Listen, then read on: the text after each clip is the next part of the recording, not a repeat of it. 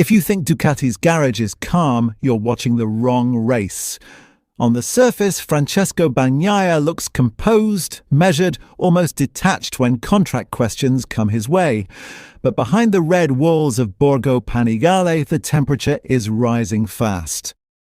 And the silence from key decision-makers is louder than any engine on the grid. This isn't just about a renewal, it's about hierarchy, money, and the future face of Ducati Corse. The public image says stability. The internal signals say power shift.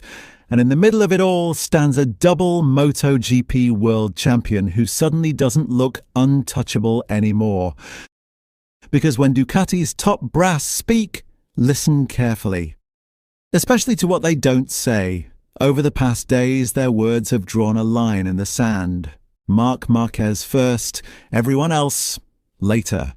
That everyone else includes Pecco Bagnaia. Bagnaia's relaxed tone regarding his contract extension contrasts sharply with the message coming from Ducati leadership. His current deal expires at the end of this season, yet the urgency surrounding his future is strangely muted. And that's not an accident. The rider market is in full motion, but information is being strategically delayed. Teams and riders are controlling the narrative, and what we're hearing now is only a fraction of the real negotiations already taking place behind closed doors. At the Ducati team launch in Madonna di Campiglio, Bagnaia was the star on stage. But off-stage, the spotlight shifted. CEO Claudio Domenicali and team manager Davide Tardozzi both made it clear Marquez's future is the priority. Domenicali openly stated that renewing Marquez is Ducati's main objective, calling it a complex contract, but one both sides want to solve. Tardozzi reinforced the message. Only after knowing Marquez's decision would they fully address the second rider. And if Marquez were to leave, only then would Bagnaia become the priority. That is not standard language when speaking about a reigning double world champion from your own development pathway.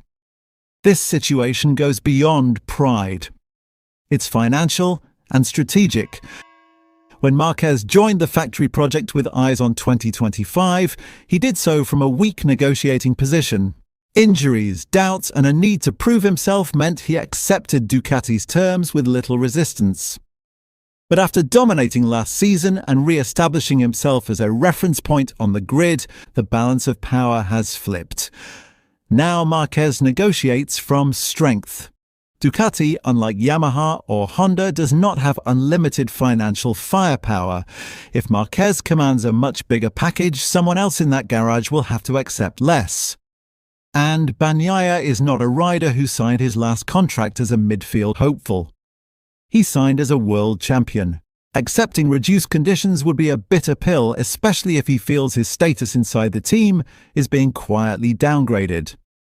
Performance is part of this tension too. Bagnaia's dip in form last season created visible strain inside the garage. He openly questioned the technical side, particularly regarding the front-end feeling of his Mercedes GP25. For a factory rider to publicly doubt the engineers is never trivial. Trust between rider and crew is everything. And once cracks appear, they don't disappear over winter break. That unresolved tension carried through to the end of the year. Everyone went on holiday, but the issues didn't vanish. They simply moved from the pit box to the meeting rooms, where the bigger battle, the rider market, is now being fought.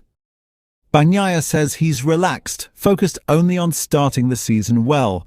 That sounds logical for an athlete, but the market doesn't run on sporting rhythm. It runs on deadlines.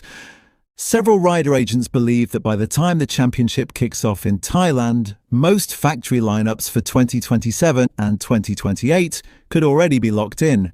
If that's true, waiting to prove himself on track may come too late. Which suggests something crucial: Ducati leadership. Domenicali, Dal Igna, and the rest may already have a direction in mind. Massimo Rivola's recent comments about Pedro Acosta potentially being Marquez's future neighbour only added fuel. Ducati didn't like the talk, but strong denials were missing. and Acosta represents something extremely attractive. Youth, explosive talent, and a willingness to accept almost any terms just to ride a factory Ducati, very similar to Marquez's strategic gamble years ago. This is Ducati's core problem. Do they renew Bagnaia, the most successful rider in their history in terms of titles and continuity, and bet that last season's struggles were an anomaly? Or do they accelerate the generational shift, bring in Acosta, and secure a long-term heir for the post-Marquez era? From a sporting perspective, keeping Bagnaia gives stability and proven title-winning chemistry. From a strategic perspective, Acosta is the future. And future sells both competitively and commercially.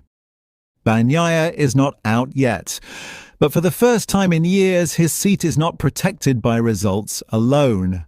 Politics, finances, and long-term vision are now equally decisive. The most dangerous part for him? The decision may already be leaning away from him before the lights even go out for the first race. And if that's the case, Ducati's most decorated modern rider could be fighting a battle this season that isn't just for points, but for his place in red at all.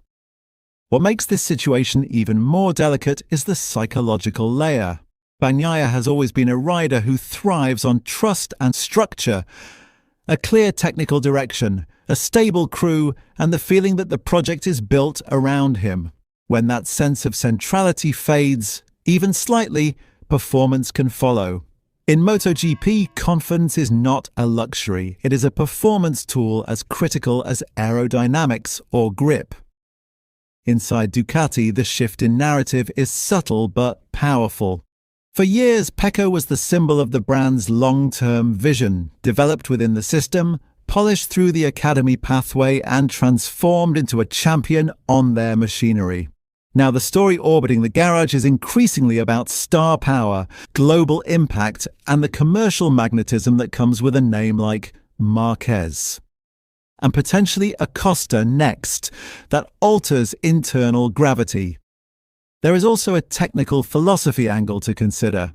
Ducati's recent evolution has leaned toward an ultra-responsive front-end and aggressive entry performance, characteristics that suit certain riding styles more naturally than others. If development continues to drift toward preferences aligned with Marquez's feedback, Bagnaia could find himself adapting to the bike rather than shaping it. A subtle but decisive disadvantage over a long season. From a management perspective, Ducati may believe they are acting rationally. Securing Marquez ensures immediate competitiveness and global visibility, while grooming a younger talent protects the future. But racing is not a spreadsheet exercise. Letting a proven champion feel secondary can destabilize more than just one side of the garage. It can affect morale, engineering focus, and even how risks are taken in development.